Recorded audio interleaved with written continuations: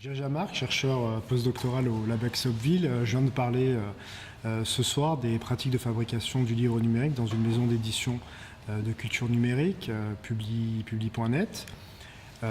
J'ai essayé de m'intéresser donc aux procédures de fabrication, aussi bien dans une perspective matérielle qu'intellectuelle et communicationnelle. Et je dois détailler le cadre méthodologique que j'ai proposé ce soir, les prochains mois, et probablement l'année prochaine si mon postdoctorat se poursuit. Voilà. Alors, merci Milan pour l'invitation et bonsoir à tous. Alors peut-être avant de commencer, avant de rentrer dans le vif du sujet, je commencerai par évoquer le parcours et le contexte de cette communication, puisqu'ils ont eu une influence assez importante sur sa production. Je suis déjà dans le méta. J'avais en effet été invité l'année dernière et l'invitation a été annulée pour des raisons logistiques. J'avais donc été invité par Alexandre Geffen, qui vient de partir, à participer au séminaire de l'OBVIP, l'Observatoire de la vie littéraire de la Sorbonne. Et le titre de mon intervention était alors semblable, ou plus ou moins semblable. Mais je n'étais pas tout à fait dans la même situation. J'étais en pleine rédaction de ma thèse qui portait sur l'écriture dans les réseaux sociaux lecteurs, enfin sur la notation pour être plus précis. Et alors qu'aujourd'hui, je suis postdoctorant dans la chaire de l'humanisme numérique de Milad, qui travaille en collaboration avec le LabEx Soppeville que vous connaissez, qui est dirigé par Didier Alexandre. Alors la communication que je présente ce soir s'inscrit dans un continuum, celui d'un postdoctorat commencé il y a 3 mois, qui a sa propre temporalité et ses propres règles. Alors ce soir, je ne fournirai pas de conclusions exhaustives, j'ai prévu d'ailleurs les membres de Publi.net qui sont présents, de cartographie ou une vision synoptique de la maison d'édition Publi.net, que je vais essayer d'analyser ce soir. Je proposerai plutôt des premières orientations théoriques, on est quand même dans un séminaire universitaire. Un cadre méthodologique pressenti, mais également les conditions de sa genèse, en le confrontant systématiquement à ce qu'il est convenu d'appeler un terrain. Je proposerai donc tout au long de cette présentation des allers-retours permanents entre mon objet d'étude et des outils qui permettraient de l'éclairer et de faire surgir des questionnements. Ça risque d'être un peu inconfortable, mais c'est le propre des démarches inductives. Les prochains mois, eux, devraient être consacrés à l'intensification des tests, à la poursuite de la mise à l'épreuve des théories et des méthodologies, avec l'ambition de proposer à terme, plus tard, un jour peut-être, pour une HDR, on pourrait dire, un modèle d'analyse que je pourrais décliner sur notre terrain. Alors il faut cependant rester très modeste quand on analyse des manières de faire, des manières de fabriquer des choses, quand on analyse des pratiques, et je reviendrai sur la notion de pratique qui est assez complexe et qui paraît très simple de prime abord. J'avais pu mesurer pendant mon postdoctorat, parce que la plupart des réseaux que j'étudiais, qui étaient en fait des entreprises, des startups qui s'étaient lancées dans l'analyse et dans l'exploitation de production des lecteurs, la plupart de ces réseaux ont fait faillite ou se sont réorientés. Donc ils avaient la prétention de fournir à des éditeurs partenaires les moyens d'analyser statistiquement et automatiquement une trace laissée, produite par des lecteurs à partir de dispositifs de lecture et d'écriture sur tablette ou liseuse. La compréhension des pratiques des lecteurs se limitait alors à la vitesse de lecture d'un livre, au nombre d'annotations produites à telle page ou à la quantité d'ouvrages d'une bibliothèque. Cette compréhension était donc essentiellement statistique. D'une certaine manière, les données produites, car il n'y a pas de données brutes, il n'y a que des obtenues, pour paraphraser Bruno Latour, les données produites étaient coupées de leur sol anthropologique, social, culturel, matériel. Cette remarque rejoint la critique formulée dernièrement par Bruno Bachimon, qui est un professeur à l'UTC, que Samuel dans cette salle connaît bien, puisqu'il y est également. Bruno Bachimon donc reprochait précisément à ce qu'on appelle les digital humanities, ou en tout cas une partie des digital humanities, la moins intéressante à mon avis, la plus mécanique et la plus positiviste. Bruno Bachimon a reproché d'en faire trop ou pas assez, trop embrassant des données gigantesques, en espérant lire comme des devins des phénomènes insoupçonnés. Et d'ailleurs, il reste, je pense, à faire une étude sur le vocabulaire de la vision mobilisée dans les articles sur les digital humanities. Pas assez ensuite, parce que l'ambition cartographique généralement affichée, précieuse par ailleurs, nous apprend peu des pratiques, de leurs conditions d'émergence, des objets qu'elles manipulent, transforme, du jeu social dans lequel elle se ressource et qu'elle contribue à déplacer. Bruno Bacchino nous enjoignait ainsi à écouter l'appel de l'autre et à être à la hauteur de cet appel.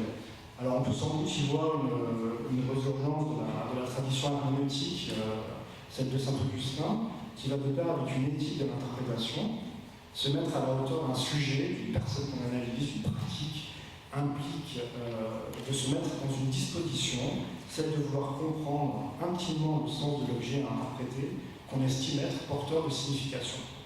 Autrement dit, l'interprétation est indissociable d'une démarche empathique, bienveillante, qui accueille le discours de l'autre, et la pratique de l'autre, comme s'il pouvait être mon discours et ma pratique, avec évidemment leur lot d'irrationalité apparente, de médiation et d'obstacles sans lesquels on n'entreprendrait pas de les éclaircir. À partir des sciences humaines et sociales. C'est toute la démarche de l'humanisme numérique proposée par Milan, mobiliser ces sciences et leur héritage, en appeler aux humanités pour comprendre la culture dite numérique. Alors les pratiques que j'ai choisi d'éclairer aujourd'hui et les mois suivants, parce que le post-doctorat devrait se poursuivre pendant quelques mois encore, j'espère peut-être l'année prochaine. C'est un clin d'œil. Donc les pratiques que j'ai choisi d'éclairer aujourd'hui s'enracinent dans une maison d'édition de culture numérique, Public.net, qui est sensible depuis 2008 à la création littéraire sur Internet. Public.net, c'est aujourd'hui ça, ce que vous voyez à l'écran, c'est en partie ça. C'est un site internet et des centaines de livres à son catalogue qui couvrent des sujets, des termes et des regards extrêmement variés, de l'exploration de la ville à celle de nos expériences les plus quotidiennes, comme les gestes impliqués dans un déménagement, dans des genres très variés, du roman à la poésie. Ce sont aussi des sites compagnons, comme Archéo SF, qui proposent la lecture de nouvelles de science-fiction du XIXe siècle sur un site bien à part, mais lié à Public.net. Ce sont donc aussi des conflits au niveau de l'identité éditoriale de Public.net. Je ne sais pas aujourd'hui comment ces conflits ont été réglés. Des conflits qui sont gérés par Public.net de la manière suivante. À mon avis, le site et ses acteurs utilisent la ségrégation des espaces comme un moyen de rendre lisible sa cohérence. Ce sont également des procédures de travail différentes qui impliquent de découper les fictions de façon à les sérialiser pour satisfaire les exigences de la lecture à l'écran, ce qui implique toujours des choix éditoriaux, des redocumentations qui participent de la fabrique de la visibilité et par conséquent de l'interprétation des textes.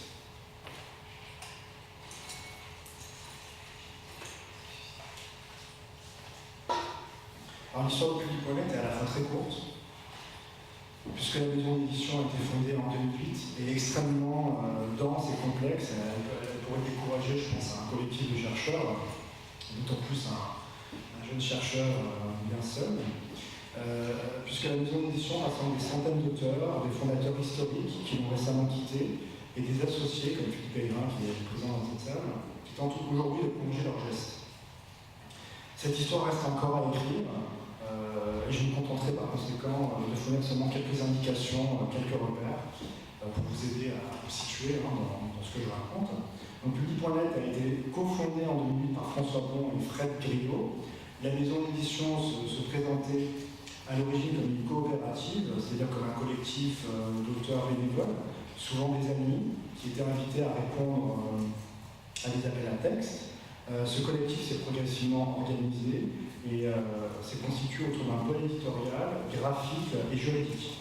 L'équipe a été rejointe, je crois, autour de 2010, Gwen, tu m'arrêtes si je me trompe, par Gwen Catala, qui a pris peu à peu en charge la gestion administrative, en plus de la conception des livres numériques et de la coordination des acteurs. On lui doit de très belles réalisations, et par réalisation, j'entends aussi des tables de matière, des articulations texte, vidéo, images, des parcours de navigation innovants, toujours articulés à une profonde compréhension des œuvres. C'est justement tout l'intérêt de la relation menée entre les concepteurs comme Gwen et Roxane et les auteurs qui peuvent suivre les étapes de fabrication de leurs livres. En 2011, Roxane Lecomte, donc qui est également présente dans cette salle, a rejoint l'équipe et a peu à peu pris en charge la coordination éditoriale jusqu'à aujourd'hui, tandis que Gwen s'occupait entre autres d'un nouveau projet, l'impression à la demande des livres du catalogue. Je ne crois pas trop me tromper jusque-là, ça me fait ça. Entre-temps, François Bon, le fondateur de Public.net, a décidé de se séparer de l'entreprise en estimant que le livre numérique était une impasse. Il est donc retourné aujourd'hui exclusivement sur le web. La transition a impliqué une nouvelle réorganisation et l'introduction de nouveaux acteurs comme Philippe Ayrin, qui est aujourd'hui un des associés de Public.net. Public.net, on le sait moins. Là, je vais essayer de coordonner mon geste avec ce que je raconte. Ouais. Donc Public.net, on le sait moins, puisque c'est mon travail de mettre au jour. Ce sont aussi des archives très nombreuses, des centaines de livres publiés. Ces archives comprennent les différentes versions d'un même livre, les multiples couvertures envisagées, des croquis et des brouillons parfois. Ce sont aussi des mails de travail entre un auteur, un correcteur et un concepteur EPUB étant le format officiel du livre numérique. Ce sont aussi des calendriers de travail, des annotations de correction sur des PDF, d'études promotionnelles, etc., etc. Bref, c'est beaucoup de choses. Alors bien évidemment, j'ai appris à voir ces choses. Un corpus, ou ce qui est pressenti comme pouvant en être un, implique aussi une sensibilisation à une réalité émergente qui apparaît progressivement à mesure que sont parcourues des méthodologies et des théories, qu'elles sont éprouvées, confrontées à un terrain et au discours de ces acteurs. C'est d'autant plus vrai que j'avais commencé à m'intéresser à Public.net et à ces acteurs qui sont aussi des amis, bien avant la recherche proprement dite. J'ai passé les dernières années à épingler des tweets, des statuts Facebook, à constituer d'une certaine manière un cabinet de curiosité. Mais j'ai également interrogé de manière informelle Gwen, François et Roxane, dernièrement Philippe également, sans penser à entamer des travaux sur Public.net. Obligeant parfois certains d'entre eux, comme Roxane, à documenter leurs pratiques et à adopter une démarche réflexive. Comme elle me le confirmait en entretien l'année dernière, j'archive, je la cite, j'archive certaines de mes croquis, tu vas découvrir, j'archive certains de mes croquis, du coup c'est à cause de toi, parce que tu m'as donné l'idée, enfin je les archive pour toi maintenant. Ces discussions et ces observations m'ont ainsi permis de faire mes armes et de valider ou de confirmer des outils théoriques ou de mieux repérer des notions comme la réflexivité ou la transaction des pratiques. J'avais été aidé pendant mes 3 ans de thèse par la lecture des ouvrages de Christian Jacob, qui était mon ex-co-directeur de recherche avec Milan Dolly. Christian Jacob, qui est un anthropologue des savoirs et qui invite précisément à comprendre comment s'incarnent, s'objectivent les savoirs, comment ils sont produits, à partir de quels instruments, à partir de quels supports, à partir de quelles opérations matérielles, corporelles, intellectuelles, les savoirs étant définis comme un ensemble de procédures permettant de donner sens au monde et d'agir sur lui. Ce qui implique de donner sa place à un simple trombone dans la constitution des savoirs, qui permet justement de lier des documents entre eux et de donner à leur proximité des effets de sens inédits. L'appel de l'autre est donc l'appel de l'autre auquel nous enjoignons de la Chine, l'appel de l'autre est donc inséparable de l'appel du monde, des objets et des choses. Alors l'analyse de ces objets, de ces choses, de ces relations ne peut pas faire l'économie de ma propre situation universitaire, et c'est la raison pour laquelle je m'incarne depuis le début de la présentation. J'appartiens à une discipline, les SIC, les sciences de l'information et de la communication. En tout cas, je demanderai ma qualification l'année prochaine dans la section 71, je crois que je ne me trompe pas. Donc les SIC ont une manière spécifique d'aborder ces questions. Elles sont soucieuses des médiations et du sens. Le sens qui est entendu comme le résultat de l'interprétation faite par une personne dotée de sa propre expérience. Le sens s'invente donc à partir des interprétations. Alors j'ai repris la définition d'Yves Jeanneret qui est un chercheur en sciences de l'information et de la communication, CELSA, qui permet de donner aux chercheurs ainsi qu'un point de passage entre l'anthropologie des savoirs et les sciences de l'information et de la communication. Les sciences de l'information et de la communication qui s'intéressent, en tout cas les chercheurs qui s'y intéressent, qui s'intéressent au savoir et dans une perspective se dirigent de plus en plus vers une articulation entre la sémiotique et l'anthropologie. La sémiopragmatique, comme il l'appelle, se propose de mettre au jour les processus culturels régulant la mise en forme de l'écrit et du texte, ce qui permet à ces adeptes, qui sont pour la plupart à Lille, dans le laboratoire Géricault, je crois, ces adeptes vont de s'interroger sur les conditions de fabrication et d'appropriation des savoirs, en prise avec une gamme de supports, de gestes et d'instruments. Alors le problème de ces approches des relations sociales, c'est qu'elles reposent sur des bases qu'un philosophe ou un sociologue de l'action humaine n'aurait pas trop de mal à déstabiliser. L'approche sémo-pragmatique des relations humaines considère que toute interaction sociale, ce qui se passe en ce moment-là, est travaillée par trois cadres. Le premier cadre, les éléments précédemment intériorisés qui permettent à des acteurs de comprendre une situation.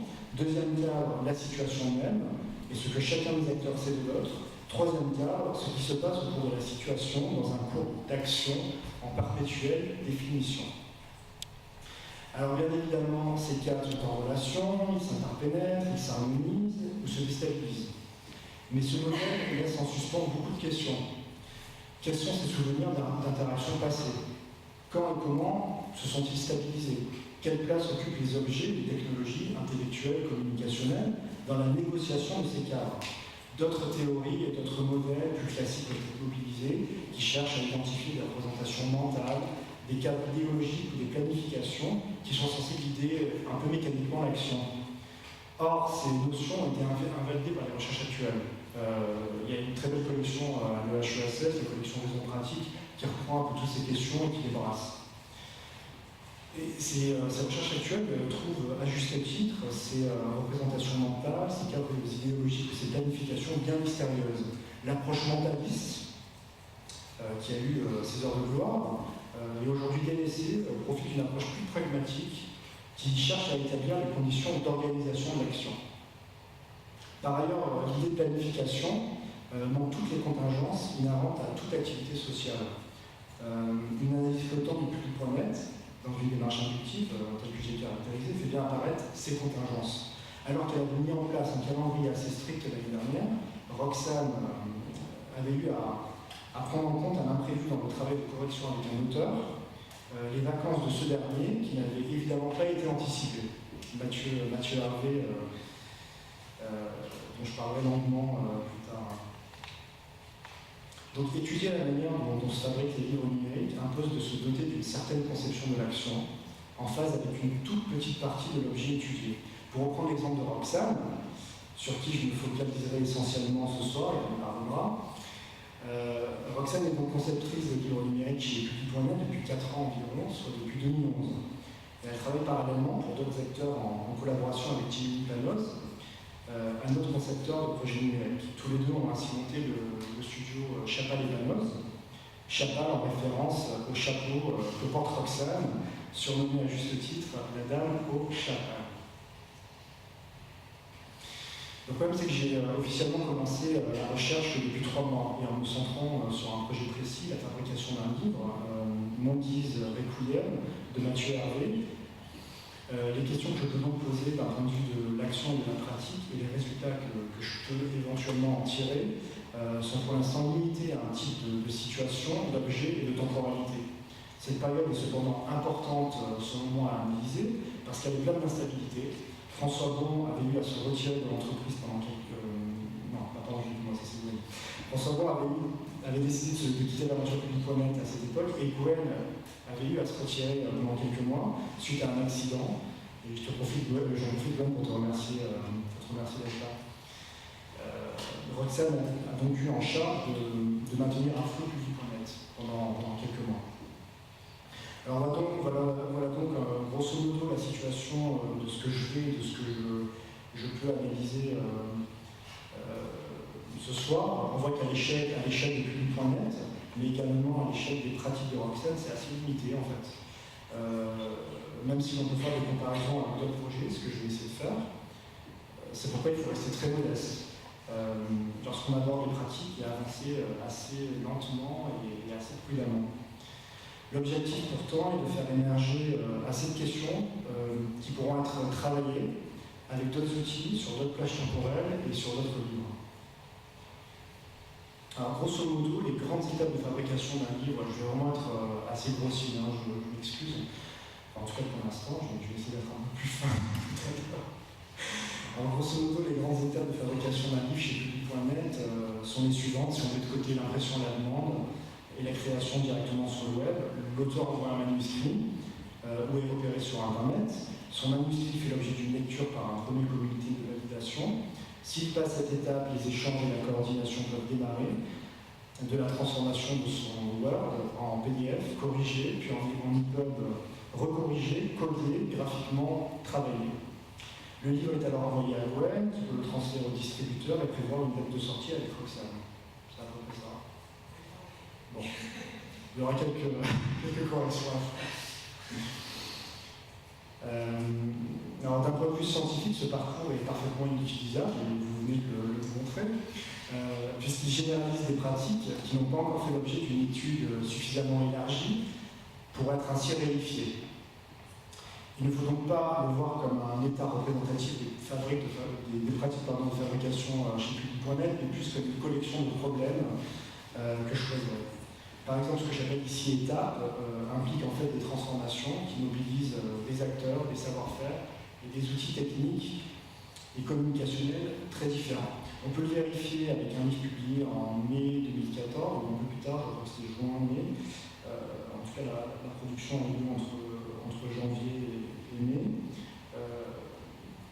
Monkeys Requiem, donc de Mathieu Hervé, qui est par ailleurs un ami depuis quelques années, et j'en profite pour préciser que je n'ai pas eu à faire le lien entre les deux. Mathieu a envoyé librement son manuscrit sans même en avertir à Public.net. Je veux même le remercier de m'avoir introduit à ce projet puisqu'on a fourni des mails de travail. C'est un recueil de nouvelles, donc Monkeys Requiem, un recueil de vies d'artistes, de peintres, de cinéastes, des vies décrites à partir d'archives attestées et d'éléments plus fictionnels. Deux nouvelles avaient déjà été publiées sur merveille.fr, un magazine littéraire lancé par François Bon, il y a 2 ans à peu près, avant que Mathieu ne propose un recueil de 10 nouvelles à Public.net. Les raisons de ce choix et de cette fidélité pour les espaces numériques étaient alors assez évidentes pour Mathieu, je le cite, c'est la légèreté, ce sont des gens qui sont avec les auteurs, qui aiment les textes et qui les lisent. Avec Internet, t'as une masse de gens qui écrivent des choses magnifiques, et ces gens-là, on met énormément de choses pour affaiblir leur visibilité. Alors, en ce moment, il faut prendre au sérieux ces perceptions, il faut être à la hauteur de l'autre, il faut être empathique, c'est ce que je disais tout à l'heure, il faut les prendre au sérieux parce qu'elles accompagnent le geste et les motifs qui organisent l'activité de l'auteur. Ici, les logiciels et les espaces scripturaux se chargent d'une métaphore et d'une valeur, celle de la légèreté. Pour autant, on a affaire à des médiations assez complexes. Le passage de merveille.fr au PDF implique par exemple une trajectoire matérielle ou une visée transformative, pour reprendre une expression d'Alexandra Ivanovic, qui est également présente dans cette salle. Alors, ces passages, ces seuils, ces transformations impliquent ici des interactions entre un premier noyau, Roxane évidemment, Mathieu Hervé, l'auteur du livre, et un correcteur, Jean-Yves, mais également avec d'autres acteurs, le président de Public.net, les directeurs de collection, les distributeurs des livres, les outils d'achat externes, etc. Je me concentrerai essentiellement ici sur quelques moments de la constitution du livre de Mathieu, qui a connu divers étapes, de l'envoi du document Word à l'EPUB final, et auxquels correspondent des étapes de travail souvent entremêlées. Ces étapes sont donc constituées de 4 phases de correction du manuscrit, chacune correspondant à une correction intégrale, rejouée plusieurs fois jusqu'à l'épuisement des fautes. Mais durant ces passes, pendant lesquelles Roxane pouvait attendre les retours de Mathieu, cette dernière avait entamé la conception graphique. On voit donc bien que les schémas synoptiques, par étapes, manquent l'intrication temporelle et la complexité des pratiques. Alors pour moi, l'objectif principal était de comprendre comment ces acteurs sont justement parvenus à se comprendre, à travailler ensemble à partir d'un corpus attesté, ce sont les archives que je vous ai montrées tout à l'heure, les mails, les corrections, les calendriers, etc. Mais également à partir d'un corpus suscité, ce sont les entretiens menés avec Mathieu et Roxane, ainsi qu'à partir de lieux communicationnels extrêmement différents, puisque les acteurs fonctionnaient nécessairement par interaction médiatisée par des écrans. Roxane vivant aujourd'hui en Italie, après être passée par la Belgique et l'Espagne. Cette coopération entre Mathieu, Roxane et le correcteur fait l'objet d'une tension qu'on peut du moins postuler, puisque ces acteurs partagent des pratiques et des significations en partie différentes. C'était en effet la première fois que Mathieu était publié, et il lui a fallu faire avec des méthodes de travail relativement stabilisées. On touche ici avec la notion de stabilisation, ou de régularité à l'un des problèmes des théories d'action. La notion implique des routines d'exécution, c'est-à-dire un ensemble d'opérations intellectuelles, matérielles, corporelles, qui ont suffisamment été mises à l'épreuve pour constituer une habitude, une disposition qui peut servir de guide et d'orientation. Elle implique ainsi de se demander quand commence une action et de spécifier clairement sa situation. Alors d'autres parlaient plutôt de contexte, d'environnement, de cadre. Ces usages différenciés traduisent des positionnements théoriques parfois concurrents des théories d'action. Mon positionnement est clairement situationnel. Pour un pragmatiste comme Dewey, un pragmatisme du XIXe siècle, une situation est une instance de déséquilibre. Tous les éléments qui viennent rompre une routine d'exécution font partie d'une situation. Et c'est précisément parce qu'il y a un problème, parce qu'il y a un bâton dans la roue, qu'un acteur va se mettre à la recherche de solutions. C'est ce qu'on appelle une enquête dans le jargon des pragmatistes. Une enquête désigne un processus qui transforme une situation instable, problématique, en situation stable, après avoir été problématisée. Dans le cas du livre de Mathieu, par exemple, on a un problème et une opportunité assez claire pour Roxane, qui doit gérer plusieurs projets à la fois. On a affaire à un recueil de nouvelles qui possède une relative autonomie et qui doit donc s'articuler avec des contraintes logistiques. En mars 2014, 3 mois après l'envoi et l'acceptation du manuscrit, Roxane propose ainsi à Mathieu par mail de corriger chaque nouvelle l'une après l'autre. Elle commence, et je la cite, je m'appuie sur les mails de travail, à mon sens, c'est la meilleure solution. Ça me permet de moduler mon temps de travail pour équilibrer sur tous les livres que je dois gérer. La proposition de travail est en fait prescriptive, puisqu'elle se charge d'une valorisation maximale et d'une quasi-impossibilité à l'époque pour Mathieu de refuser. Mais si le protocole a été ratifié, il a fait l'objet d'ajustements, parce que Mathieu n'avait finalement pas bien saisi la procédure de travail, qui était assez complexe, hein, je vais essayer de la reconstituer. On a donc une première situation qui peut être coordonnée à d'autres situations problématiques. Pour l'action située, un courant contemporain inspiré du pragmatisme, le sens est en effet une relation entre situations provisoirement stabilisées. Par exemple, si l'introduction de Jean-Yves, l'autre correcteur un peu plus tard, dans le protocole du travail ne pose aucun problème, c'est parce qu'une partie de ce protocole a déjà fait l'objet d'une tension et d'un équilibre retrouvé. Ces négociations impliquent aussi bien des procédures langagières et intellectuelles, expliquées, détaillées, confirmées, évaluées, validées, que matérielles. Les sociologues de l'action et les philosophes estiment ainsi que la négociation prend fin lorsque la question « pourquoi procédons encore de cette manière ? Pourquoi on agit de cette manière-là ?» une question qui était posée de manière implicite par Mathieu, qui demandait en permanence qu'on lui explique les procédures du travail. Donc on considère que lorsque la question « pourquoi ?» cesse, à ce moment-là, l'action convient. Elle ne pose plus de problème. À titre d'exemple, on peut détailler une de ces phases, située dans le premier jour de la phase de correction. C'est à partir d'un dossier commun que travaillait le binôme, donc Mathieu et Roxane au départ. Ce dossier comprenait des sous-dossiers qui contenaient à son tour le travail effectué pour chaque nouvelle, soit un PDF corrigé par Roxane et l'autre validé par Mathieu. Les noms des dossiers suivaient des procédures d'écriture standardisées, on voit MR01, MR02, etc. Et sérialisées, donc des procédures qui peuvent paraître anodines, mais qui conditionnent en fait l'assemblage final de l'ensemble des nouvelles. Un peu comme la foliotation des cahiers qui permettent la constitution d'un livre dans la culture imprimée. L'inscription participait donc d'une action à venir. Or, elle a elle-même fait l'objet d'une stabilisation suite à une enquête générée par un problème. Mathieu avait utilisé le deuxième dossier, donc NR02, consacré à la deuxième nouvelle, pour déposer les corrections de la première. Dans ces pratiques, le découpage en série correspondait en fait au versionning, c'est-à-dire à l'ensemble des versions historicisées d'un même fichier. Quoi qu'il en soit, un PDF de correction a été constitué. Donc, dans la terminologie d'un autre pragmatiste, Georges Armiette, on peut dire qu'un symbole significatif a émergé, c'est-à-dire une procédure de travail commune suite à la coordination d'actes sociaux.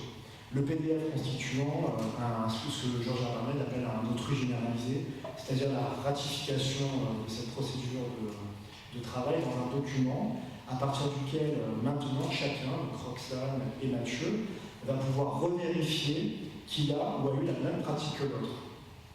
C'est une surface réfléchissante, en fait, un autrui généralisé.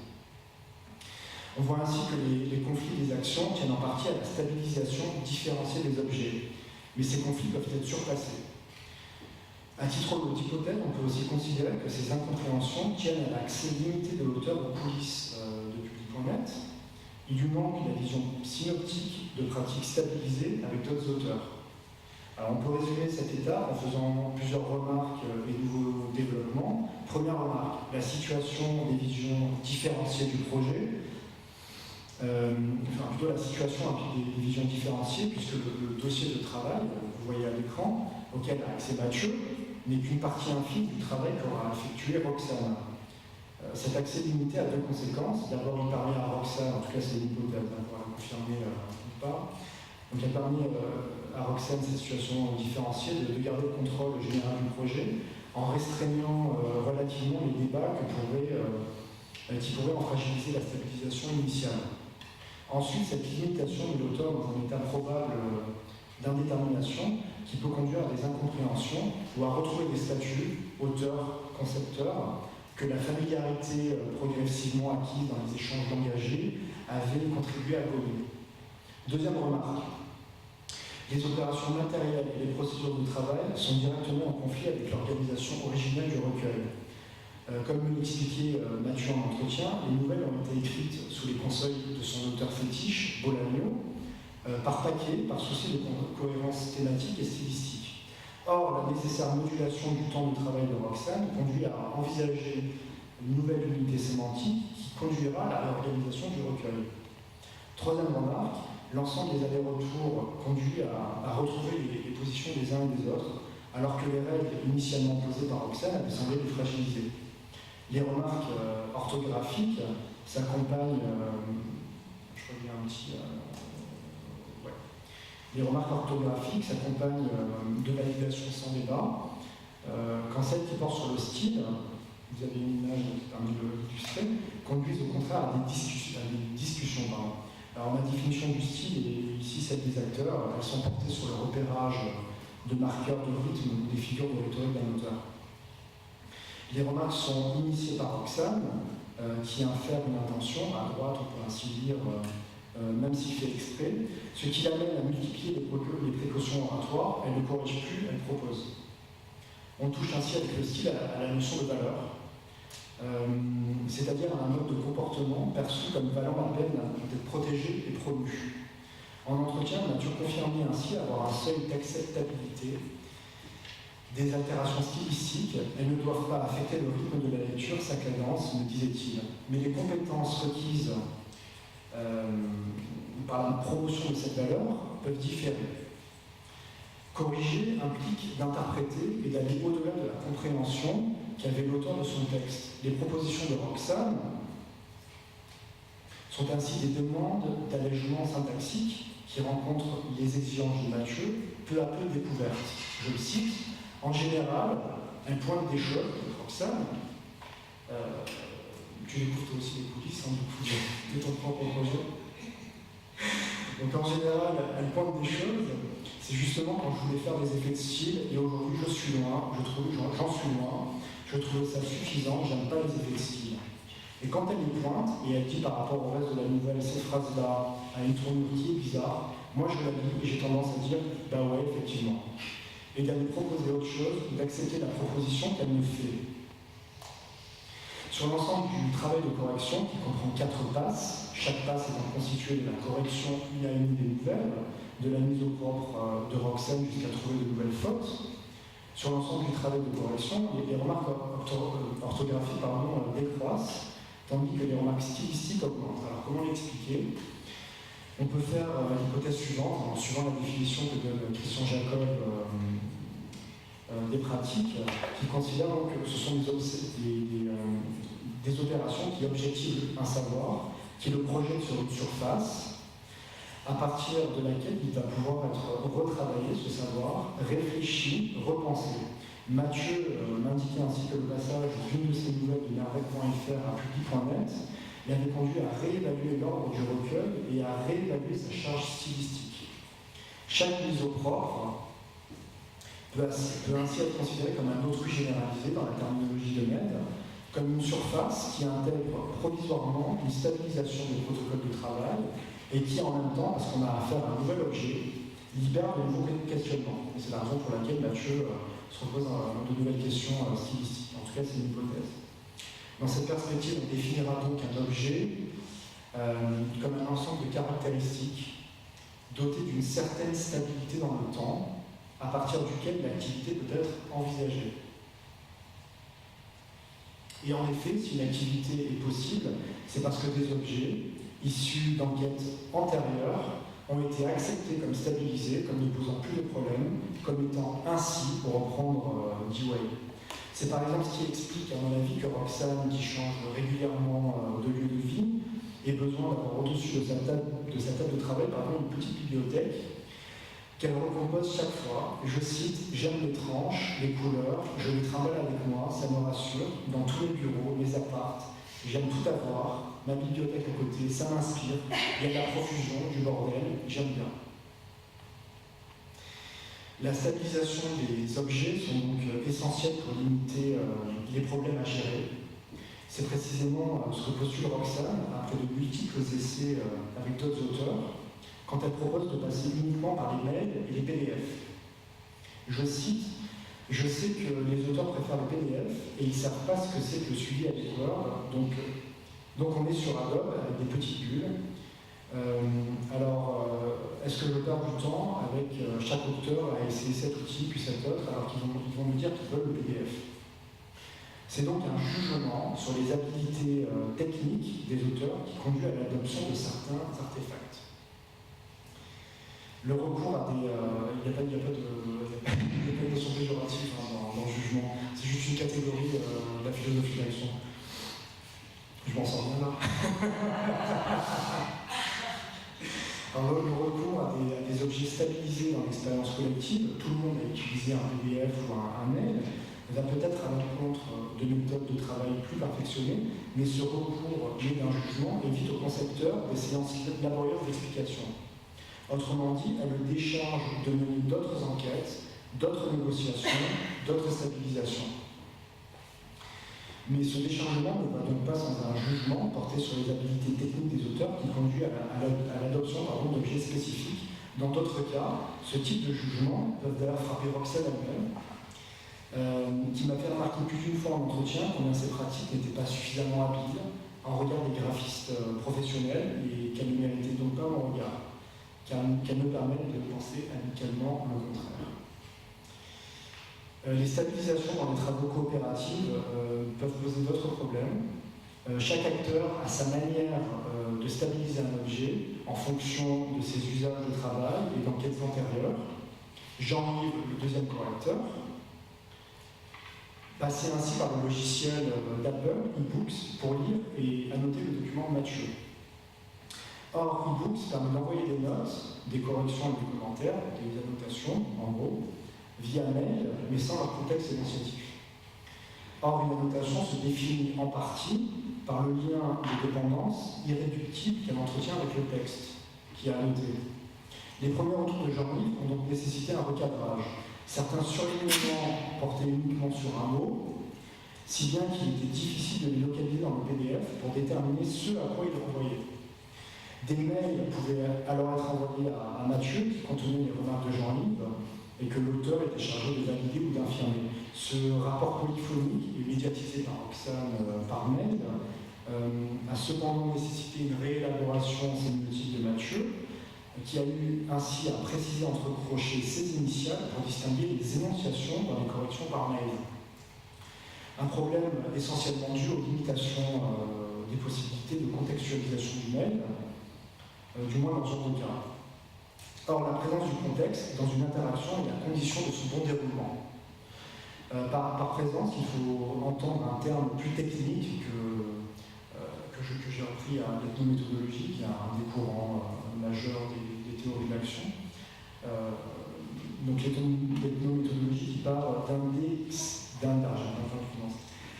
d'indexicalité, c'est-à-dire l'ensemble des termes qui se rapportent à une situation d'énonciation, comme je, tu, ici, maintenant, etc.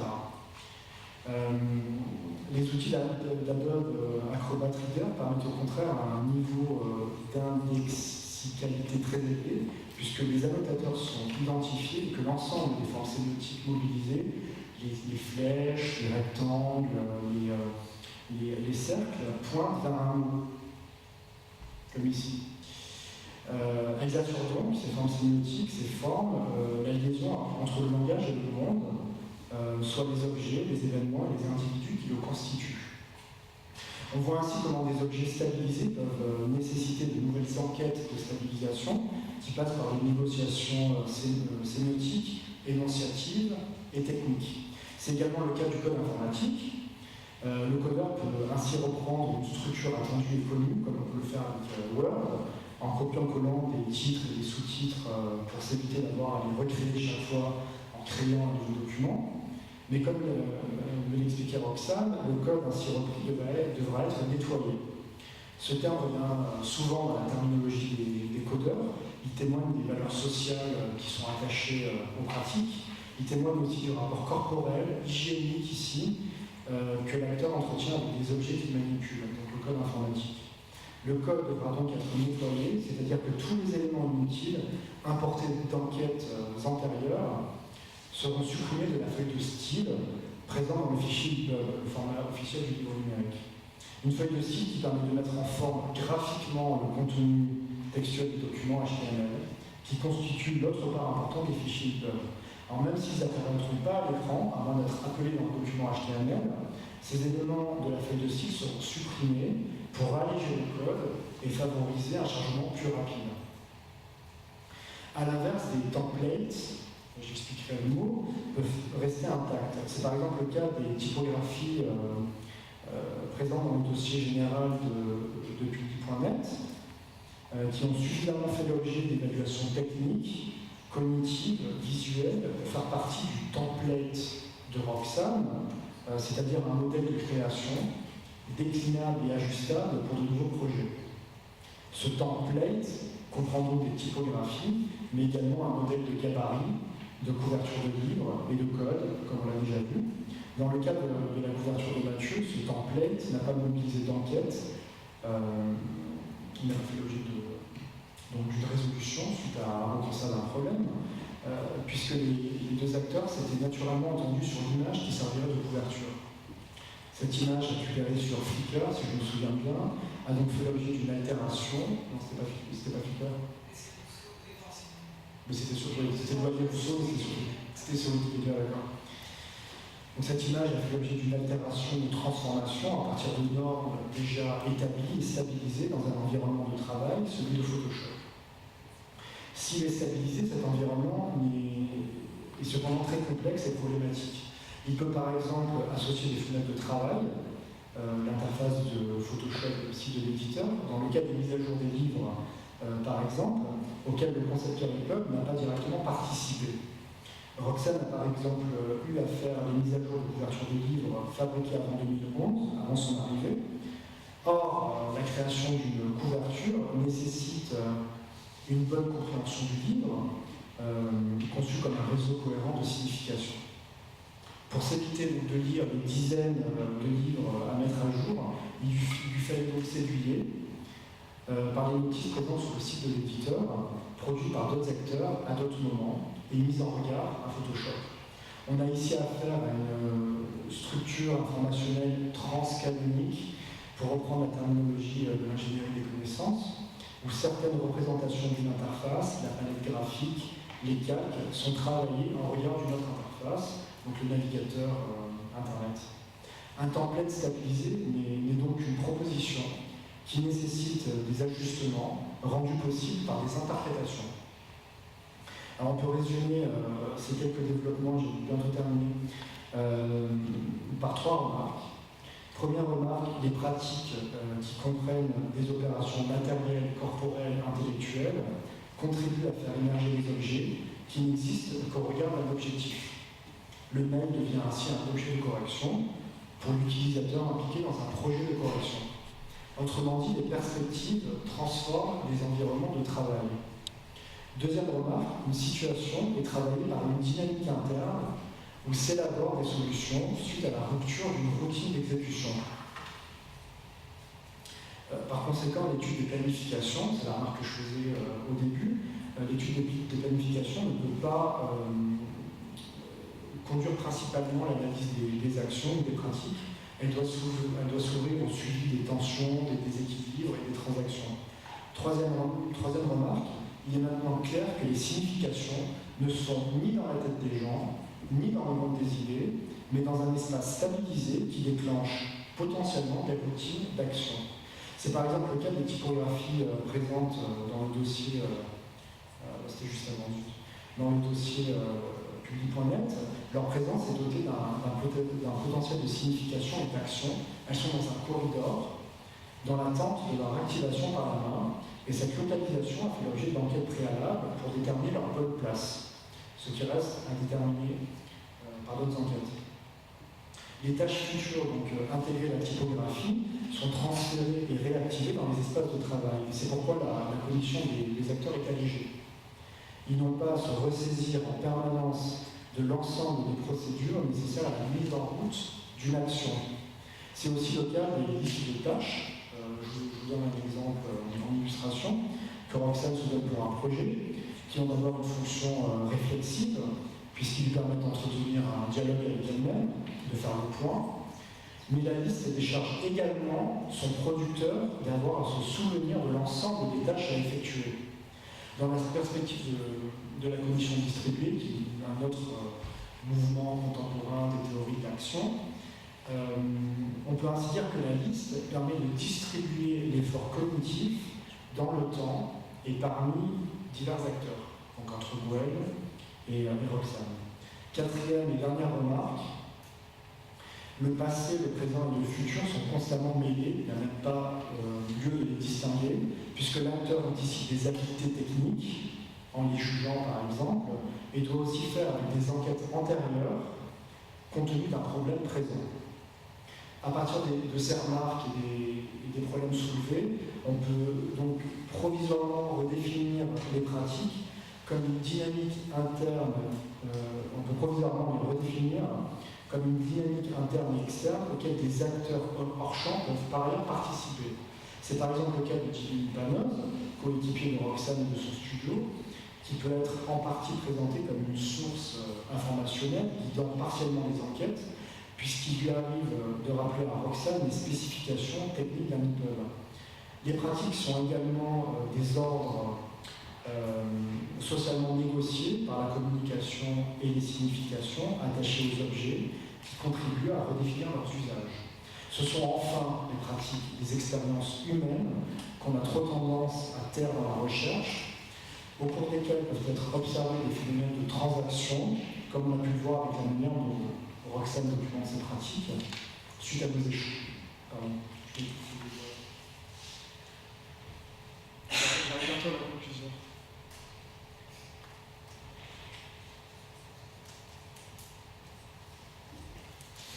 Le transfert des savoirs a donc ici nécessité un transfert des questionnements. J'ai inoculé d'une certaine manière, enfin, sans vouloir évidemment, mon obsession de la réflexivité à Roxane qui m'a offert en retour une compréhension de ces pratiques. Alors en conclusion, j'aimerais d'abord remercier Public.net, François Bon évidemment, Gwen Catala, Roxane Lecomte, Philippe Aigrin et toute l'équipe qui m'ont permis d'accéder à leur structure et me permettent encore aujourd'hui de travailler sur elles. Je pense qu'ils auront beaucoup à corriger après m'avoir écouté. Après m'avoir écouté, donc, d'autant que leur workflow est en pleine transformation, ce que m'a dit Mathieu, et que l'équipe donc, cherche aujourd'hui à donner accès aux coulisses de Publi.net, et notamment aux directeurs de collection, pour qu'ils aient une vision synoptique de ce qui s'y fait. Il reste donc beaucoup à faire pour rendre compte des pratiques de fabrication des livres dans cette maison d'édition riche et complexe. À terme, ces terrains internes pourront être confrontés à des terrains externes, puisque Logfil travaille aujourd'hui à la fabrication d'un livre numérique avec Cécile Portier, qui est l'un des auteurs chez Publi.net, et sous la coordination technique de Frédéric Lorieux, ingénieur au LAVEX. Les notions de négociation, de stabilisation ou de rupture semblent en tout cas fournir une entrée assez fructueuse qui permet de lier entre eux des terrains et des temporalités variées. On pourrait donc les déployer pour opérer d'autres enquêtes, c'est-à-dire d'autres ruptures dans les routines d'exécution qui nécessitent de trouver des solutions. C'est par exemple le cas des livres complexes qui articulent du texte et des images et dont la consultation nécessite des gestes en accord avec les interfaces et les supports numériques. Je pense par exemple au projet La Croisée des Marelles, qui a nécessité de Roxane des recherches graphiques et des innovations techniques pour construire un parcours cohérent de lecture. D'autres enquêtes pourraient être menées sur le matériel de travail, sur le recours à la souris ou à de grands écrans dans la fabrication des couvertures, après des essais difficiles avec un trackpad. Dans d'autres cas, ce sont des questions typographiques, d'indentation, d'entablignage qui sont concernées. L'étude menée pendant quelques mois encore doit ainsi participer d'une élucidation des conditions de fabrication de la lisibilité des textes qui induisent des significations et régissent relativement les interprétations. La forme informe le sens, selon l'expression de Roger Chartier. Ces enquêtes, de manière générale, impliquent de saisir le sens des pratiques à partir de leur situation coordonnée, problématisée, résolue, de nouveau déstabilisée. C'est pourquoi je n'ai pas cherché à comparer des états stabilisés dans la perspective de la sémiotique de l'altération, par exemple. Elle part en effet de l'idée que les états stabilisés, par exemple un fichier PDF, un fichier Word, un fichier EPUB, constitueraient les étapes d'un même livre. Or, on a bien vu que ces stabilisations s'inscrivaient au contraire dans un continuum de rupture. Il n'y a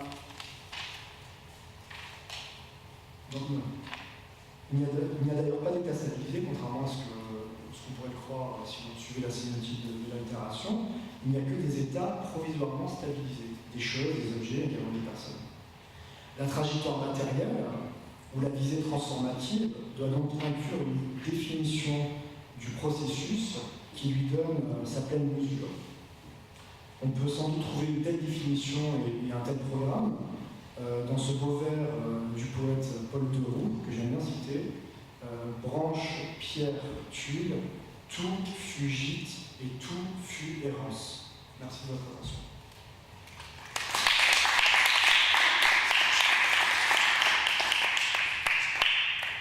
Merci. Des questions en bas?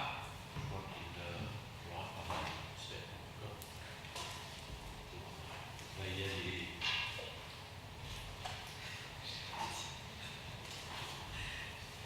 Moi, j'ai beaucoup de questions.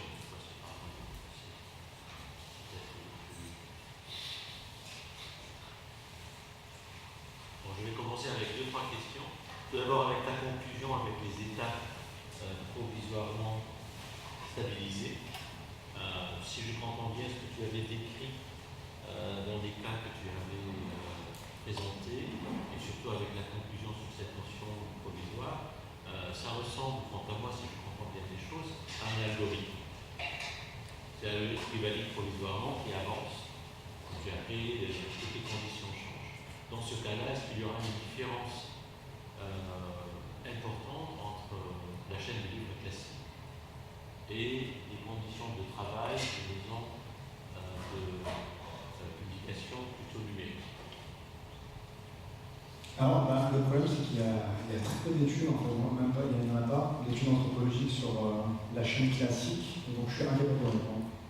Je ne peux pas répondre. Je ne connais pas les pratiques de fabrication, l'édition classique, on peut les supposer, mais j'aurais trop peur de mobiliser des stéréotypes, en fait. Dans ce cas-là, une comparaison serait importante, à mon avis, pour donner à la fois les spécificités distinctives à ce que tu es en train d'étudier.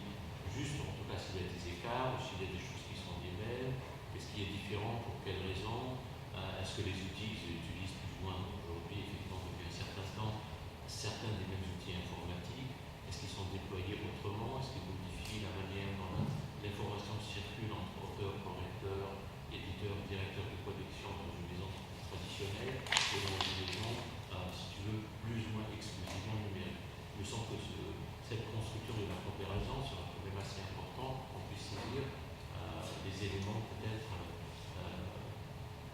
qui vont être absolument associés à la dimension, si tu veux, de la production d'objets numériques. Alors, c'est vraiment difficile à mener, parce que je n'ai pas de perspective comparative.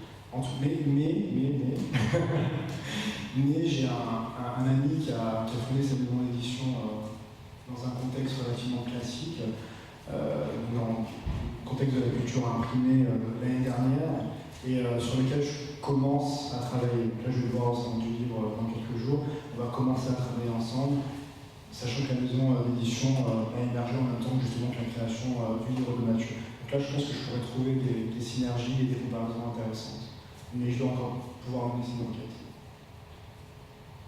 Oui, voilà, c'est juste une observation. La seconde position que j'avais évidemment, tu avais évoqué toute la théorie de l'action, d'Oury, etc. Et en t'écoutant, moi je suis frappé, mais tu sais, c'est peut-être mon côté excentrique que je reviens toujours chez ça. C'est à la fois ce que tu as décrit avec les échanges, qui soient surtout avec la liste, ce que tu as discuté, ça m'a rappelé les définitions de jeu de l'information de Goffman, qui sont dans des lieux professionnels, et chaque lieu professionnel doit avoir une pertinence et un contexte assez particulier qui va donner sens à cet échange d'informations qui conditionne les façons de fabrication, que ce soit des valeurs ou des objets. Et la question qui se pose dans une sociologie goffmanienne, si tu veux, elle sera différente, quels seront des résultats différents par le point de vue que tu as choisi d'adopter avec une dimension de la théorie de l'action, pragmatisme, etc. Alors Goffman était partout présent et visible de nulle part dans la présentation. Il a inspiré tous les courants d'interactionnisme symbolique et a repris en partie les thèses de Mead, c'est un des élèves de Mead et de Dewey. Alors moi, je n'ai pas choisi l'orientation goffmanienne pour une raison, c'est qu'il la mobilise dans un autre cadre, celui de la sociologie des arènes.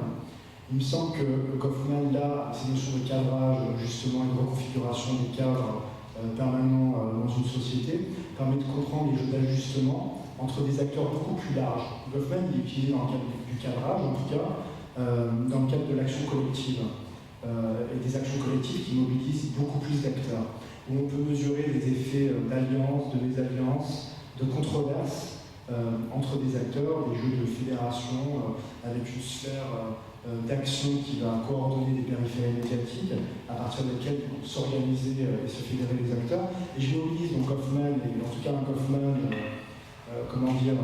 revisité dans le cadre des arènes publiques pour le projet, tu sais, avec Sam Ford, je mobilise sur une étude de cas, celle du réseau Goodreads sur Internet, qui, autour de 2011-2012, a connu une grande controverse entre des auteurs et des lecteurs. Les premiers, donc les auteurs reprochant aux lecteurs de les violenter avec des critiques de livres, les menacer de mort parfois dans leurs critiques de livres, si bien qu'une vraie nette étiquette a pu émerger, qui a été ratifiée par Goodreads. Et on voit cette controverse se déplacer sur des blogs, dans les commentaires des blogs. Et à mon avis, là, la sociologie des controverses et des cadrages goffmaniens permet bien de saisir ce qui se passe, ça permet de circonscrire également cette controverse et la circonscrire à partir d'outils méthodologiques rénovés par la sociologie des arènes et applicables. puisque des gens donc, à l'UHESS qui travaillent sur la sociologie des controverses offrent des outils informatiques qui permettent de suivre justement les jeux, les dynamiques au niveau des commentaires pour mesurer des alliances, des contre-alliances, etc. Donc Hoffman, j'utiliserai plus pour la sociologie des arènes et pour peut-être des projets plus larges.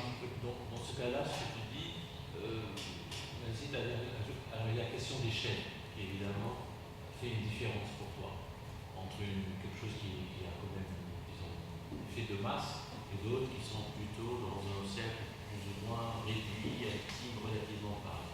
Je pense qu'il est important de le préciser. Absolument. Non, juste pour non, mais c'est juste. C'est-à-dire que également dans la démarche inductive qui était la mienne, je n'ai pas pu repérer suffisamment de jugements, d'alliances, de mésalliances pour mobiliser en fait, ces sociologies-là. Je suis plus pour le coup bloomérien.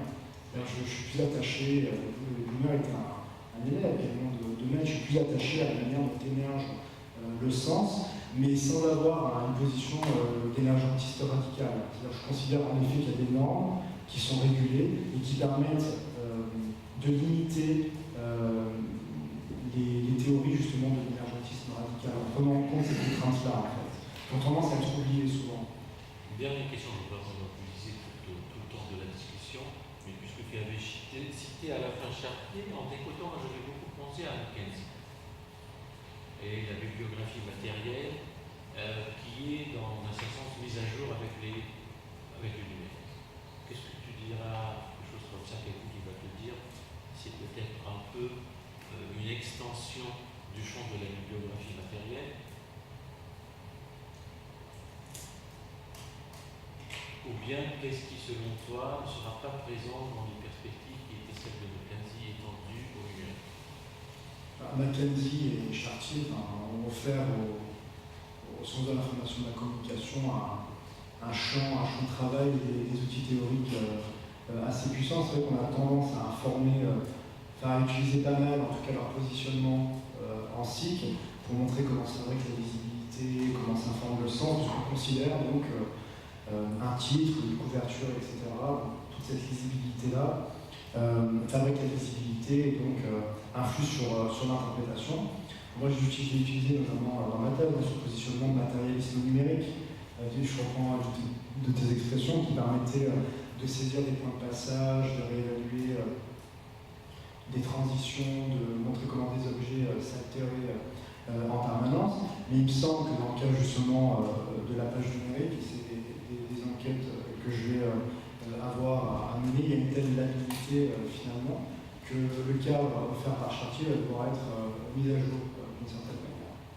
On n'a pas affaire uniquement donc, à un livre à ce moment-là, pour rejoindre justement ce que je disais sur la chaîne de production, mais en effet à une page web par exemple, ou à des documents qui à un moment donné doivent prendre en compte en fait, cette circulation, cette labilité dans la transformation. Donc, je pense que c'est peut-être à ce niveau-là que va se jouer, je te remercie pour la piste que tu me donnes, que va se jouer en fait les enquêtes ultérieures, notamment les comparaisons entre les deux maisons d'édition, l'une plus classique et donc celle de culture numérique et petit.net. Est-ce que ça a répondu? D'autres questions? J'ai une remarque, c'est que c'est une analyse d'un process qui est lié spécifiquement à un contexte particulier, qu'un process maintenant qui ne vit tout de même aujourd'hui. Et d'ailleurs, depuis que je travaille chez Publinet, c'est pas que chaque process est différent selon les auteurs et selon les collaborateurs, mais quand même, je m'adapte en fait à mes collaborateurs. Donc, j'ai pas toujours les mêmes correcteurs, j'ai pas toujours les mêmes directeurs de production, et j'ai bien évidemment pas toujours les mêmes auteurs qui n'ont pas tous les mêmes compétences. Et enfin, bon, moi je comprends l'outil de différents côtés, mais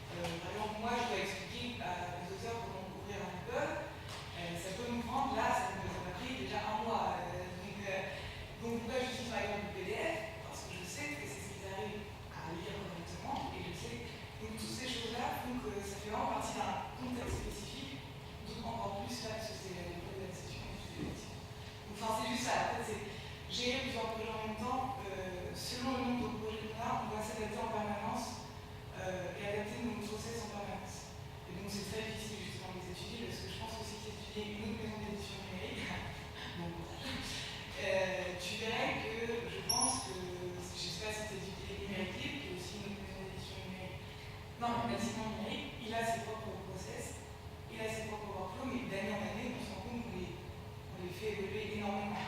Parce qu'on apprend aussi, nous c'est tout jeune de faire du numérique, donc on apprend vraiment des erreurs. Parce que voilà, c'était juste mal. Merci. Non mais t'as raison, hein, c'est vrai que... Je trouve que le contexte est important. Ouais, le contexte, c'est la raison pour laquelle j'ai évoqué justement le fait que vous soyez dispatché.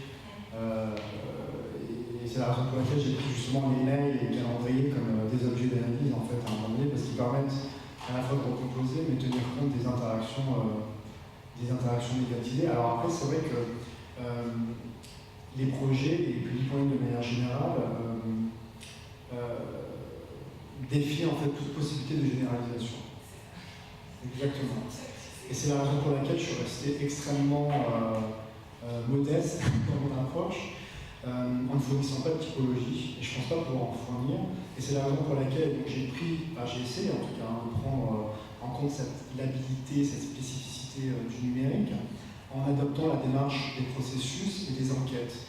Moi, ce qui m'intéresse, c'est pas de repérer des typologies, etc., c'est plutôt de repérer des problèmes. Ce serait plutôt une typologie des problèmes, en fait. C'est une typologie des problèmes qui permet de montrer à un moment donné comment des routines d'exécution se mettent en place et se déstabilisent, mais je me rends compte que tout seul, je serais dans l'incapacité, parce que là, on voit bien, hein, c'est quoi, sur toi, 4 ans à peu près, j'ai dû analyser quelques mois, et sur ces quelques mois, c'est un petit projet, et sur ce petit projet, c'est quelques éléments du projet. Donc il faudrait presque, tu vois, il faudrait presque une équipe en fait à un moment donné pour une équipe de chercheurs en fait pour analyser tout ça. Donc c'est la raison pour laquelle moi ce qui m'intéresse c'est plus d'identifier à un moment donné des problèmes dans les routines. Dans le cas de Mathieu par exemple, la typographie ne posait pas trop de problèmes. Pour d'autres projets, elle peut poser de problèmes. Des projets de poésie par exemple. Et donc là à ce moment-là, voilà, c'est ce qui va me permettre de ne pas proposer une typologie, mais plutôt une constellation de problèmes à poser et progressivement éclairci. Je pense que c'est une démarche un peu... Donne-moi des problèmes, fais-moi travailler.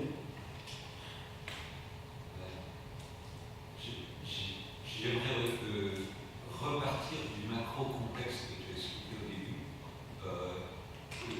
parce que dans la devise de Publinet, en fait, je ne sais pas exactement depuis quand, il a écrit web numérique papier,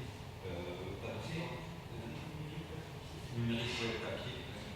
Et en fait, il y a eu une drôle d'histoire des positions à l'égard de la partie numérique de cette trilogie. C'est vraiment en 2006, j'ai écrit un article qui s'appelle Quelques pensées sur ce genre de livre de CE, dans lequel je prenais une position qui défendait essentiellement la complémentarité du web et du papier et qui ignorait assez radicalement l'espace intermédiaire du numérique que je voyais comme une espèce essentiellement d'importation du modèle de la page à l'intérieur du numérique. Et donc l'importation d'une contrainte, d'une métaphore du papier. Et pendant ce temps-là, François était pendant les années qu'on suivit, François en fait développait une position extrêmement critique à l'égard du papier. Si refou les gens qui considéraient comme des dinosaures, ceux qui croyaient encore au papier, mais en même temps on avait un profond accord sur le web, c'est-à-dire sur le fait que la création véritable se passait nativement sur le web. Et puis quand François a basculé sa position en disant maintenant je m'intéresse plus au web et au papier comme une source de profit, quand même, moi j'ai commencé à m'intéresser quand même au numérique comme forme intermédiaire, et ça rejoint une question que tu as posée, qui est la question des formes stabilisées. Parce que avant je disais, finalement le papier a comme avantage précisément ce qu'on lui reproche, c'est-à-dire déstabiliser avec ses typos restantes, il montre un état figé d'un texte mis en forme à un moment donné, et puis il y a quand même plusieurs éditions. Or, en fait, c'est quand même un peu réducteur de penser que des formes figées ne devraient exister que à travers leur inscription dans la matière. Et donc, progressivement, et en particulier à partir du moment où quand même sont apparus des formats raisonnablement ouverts, sans DRM, avec la possibilité d'intégrer de l'interactivité et de la programmation, il est devenu évident pour moi que des formes figées numériques seraient intéressantes.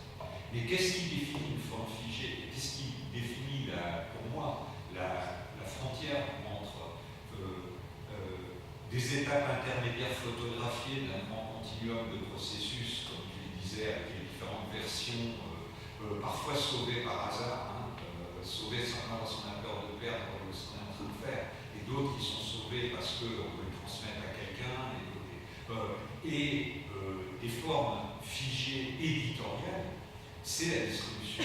C'est l'acte de distribution. Parce que quand tu as fait un EPUB, quand tu as fait un fichier EPUB, c'est jamais un fichier comme un autre. Mais quand tu as commencé à en distribuer quelques centaines d'exemplaires sur la planète, ça c'est une forme figée. Et donc c'est en fait la dispersion qui va définir la forme figée. Et puis le dernier point, c'est que moi ce que je trouve le plus intéressant et qui rejoint d'ailleurs ce que tu dis quand tu dis je veux étudier des problèmes, je veux faire une collection de problèmes et voir comment s'y affronte dans des processus, c'est des choses qui sont extrêmement liées à la matérialité de la représentation. Là où tu l'as le plus expliqué, c'est quand tu faisais la différence entre les annotations PDF et les annotations de e-book. Et là, je pense que tu peux aller beaucoup plus loin.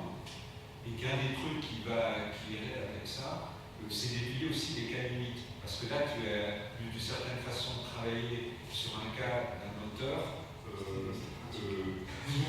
où Roxane doit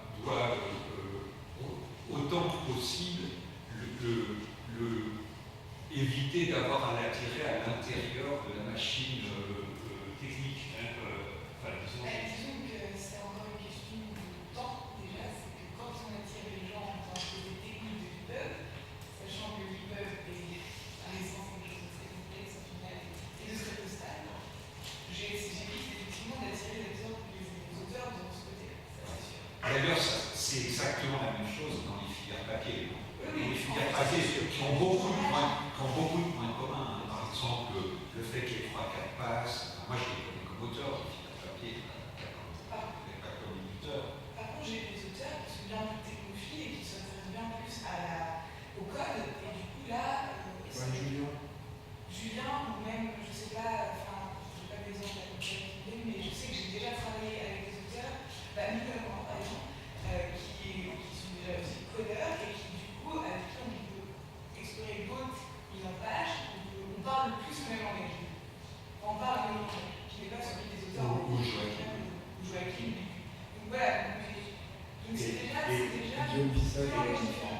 Et à ce moment-là, tu vas tomber sur toute une série d'autres problèmes, qui sont des problèmes d'invasion et de souvent non-respect des compétences spécifiques de la fabrication, par exemple, et moi j'ai vécu ça dans le papier plus que dans le numérique, mais je pense que de prendre des exemples aux deux extrêmes de ça serait assez intéressant pour toi. Parce que le problème aussi, c'est de ne pas se laisser déborder dans un sens, parce que non mais c'est vrai qu'il faut, en fait c'est autant gérer des projets que gérer des personnes, des égos, des compétences. C'est pas que la mise en page de qui et que l'édito, au final c'est bien plus que ça.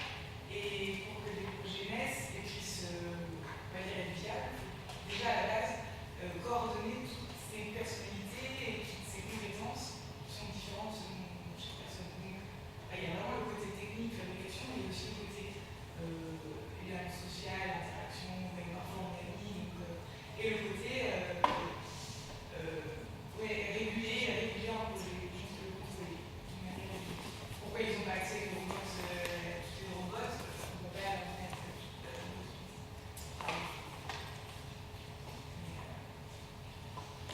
constituer des problèmes, ça c'est sûr.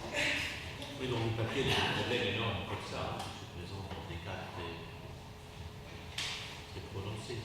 C'est la raison pour laquelle je fais la comparaison entre Philippe et ce que je viens de dire, c'est très intéressant, parce qu'il y a des choses très similaires, et puis il y a des choses qui sont très... Quand tu as parlé de nettoyage du code, c'est très intéressant, parce que tu vois... Parfois, il n'est pas. C'est pas des... Dans ce qui caractérise les filières papier aujourd'hui, c'est une énorme déperdition dans les transferts. C'est-à-dire les auteurs fournissent souvent des choses où il y a des métadonnées et des références internes au texte qui sont très riches, qui sont jetées à la poubelle et reconstruites artificiellement dans le processus de production d'une façon qui fait que, d'une certaine façon, l'auteur devient totalement dépossédé de son propre texte parce qu'il ne peut plus le réviser. Il n'a pas la version qu'il faudrait réviser.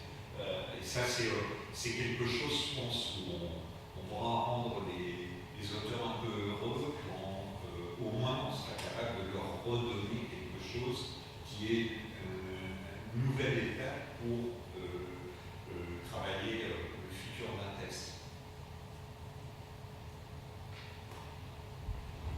Sur la question du web, je répondrai rapidement. Sur la question du web, l'une des enquêtes que j'aimerais mener, mais on en avait parlé avec Roxane, porterait donc sur ArchéoSF, la collection qui est sur Internet et qui a nécessité donc, des découpages des nouvelles pour qu'elles correspondent à un moment donné à la lecture sur écran. Donc on a un problème à analyser avec une habilité ou en tout cas une spécificité de la page numérique, en tout cas du numérique qu'il faut pouvoir prendre en compte. Et concernant donc, le web et la page et ses références et les valeurs qui leur sont attachées, François avait eu raison depuis le début peut-être, je ne sais pas, mais il avait été anticipé par une conférence qui a eu depuis quelques années, Boxing Brother, qui fait justement la promotion de la lecture dans le navigateur, qui veut nous permettre de sortir justement des références de la page ou de l'EPUB qui pose des problèmes. Alors après, des relations permanentes entre l'EPUB et le web sont en train d'accumuler à tel point. Enfin, moi, je me souviens dans un mail, j'avais dit que le livre numérique devenait un fragment du web en fait. Parce que les spécifications de l'EPUB commencent de plus en plus en tout cas, à rejoindre celle du web et vice-versa, précisément parce que ce sont les mêmes qui les font. L'IDPF travaille de concert avec le W3C, enfin, plus ou moins. Et sinon, aujourd'hui, la mutation, par exemple, en tout cas, l'IDPF travaille dans cette voie avec l'ISO et Interarchive. La mutation commence plus ou moins à être stabilisée pour autoriser des relations, des pointages d'une page web à un fichier web, par exemple. Donc, on commence à avoir des frontières quand même qui commencent à s'estomper et que les organisations internationales prennent au sérieux. Et merci Philippe. Une autre question? Oui, j'en avais, mais ce que tu viens de dire, j'avais plusieurs réactions à avoir sur ce que tu viens tout juste de dire. Par exemple, le livre numérique comme fragment du web, c'est tout à fait certain en ce qui concerne les formats technologiques, mais je trouve que c'est justement le souhait de refaire une clôture, ce livre numérique, et je crois qu'il y a vraiment... Enfin, moi, je trouve que ce qui est plutôt intéressant, c'est de voir qu'on a besoin de refermer quelque chose. Et, alors, il est vrai que, pour l'instant, le livre numérique communique très mal avec l'extérieur. Il est probable qu'il commence déjà avec l'enregistrement des parcours de lecture, mais on pourra dire qu'il sera une partie du web au jour où le livre numérique aura le contenu qui changera au fur et à mesure d'une mise à jour.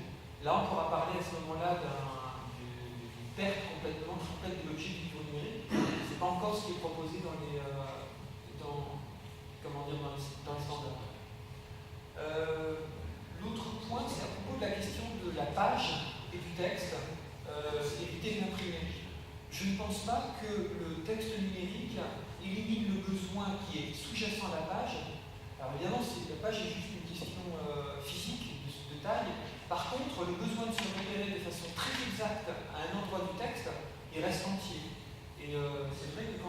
transfert quotidien à la vie des textes qui étaient imprimés vers une version numérique, eh bien, on a une demande et on a même le souhait de pouvoir non seulement identifier aussi bien qu'au papier, par exemple, garder les pages des notes pour que les gens puissent au cas où s'y référer, s'ils veulent revenir au papier, et même au paragraphe quand c'est possible. Donc, je ne pense pas qu'il y a besoin d'opposer ces deux choses-là, et en fait, on retrouve des choses très antiques où le texte était en rouleau et il fallait identifier les versets, et il y avait à ce moment-là pas de problème. Des spécifications dans ce sens, hein, en plus. Ouais. Donc, en tout cas, dans le cadre de la notation, c'est ce qui est en train d'être débattu depuis 2-3 ans. C'est-à-dire de fournir en fait au texte des références procédurales. C'est-à-dire plutôt que de parler de la page, utiliser des références comme dans la Bible, où on aurait le paragraphe, la ligne, etc. Ce qui permettrait, lorsqu'un fragment circule, un fragment d'annotation par exemple circule sur un réseau, sur Facebook depuis un livre numérique, de donner les moyens à un lecteur, dans un texte qui aurait justement été mis à jour, de s'y retrouver, en utilisant ces références procédurales. Donc, par exemple, le texte aurait bougé, l'annotation serait plus tout à fait au même endroit, parce que le texte aurait bougé, donc là, le calcul aurait été déstabilisé. Et donc ces références procédurales, l'annotation se trouve, je ne sais pas, au livre 3, paragraphe 4, alors que le lecteur, lorsqu'il a cliqué sur le lien, se retrouve complètement sur la couverture, par exemple. Grâce à ces références procédurales, c'est en tout cas l'une des solutions qui a été proposée il y a quelques années, le lecteur pourra s'y retrouver justement en utilisant ces références contextuelles qui lui auront été données au préalable. Mais dans le cas d'un livre qui ne bouge pas beaucoup, parce qu'il n'aura pas été mis à jour, le lien fort restera la norme. Voilà pour la mise à jour. Mais de fait, une grande partie du problème vient que dans le monde du web, et encore plus dans celui des IPU, disons la référence de quelque chose, c'est un nœud dans le Document Object Model. Or, le Document Object Model, il mélange des carottes, des pommes de terre, et des tas d'autres choses. C'est le mélange de la mise en forme graphique, et par conséquent, c'est vraiment cette référence-là qui est celle qu'on utilise dans les outils d'annotation web. Elle est monstrueusement sale, donc évidemment, il y a le rêve que tout soit comme la Bible. Chapitré, versifié, et surtout ne bougeant pas. Ce qui est tout aussi absurde que de considérer le Document Object Model. Et en pratique, les techniques dont a parlé Marc, ce qui les caractérise, c'est quand même que ça fait 6 ou 7 ans qu'on en discute et qu'elles n'ont jamais marché.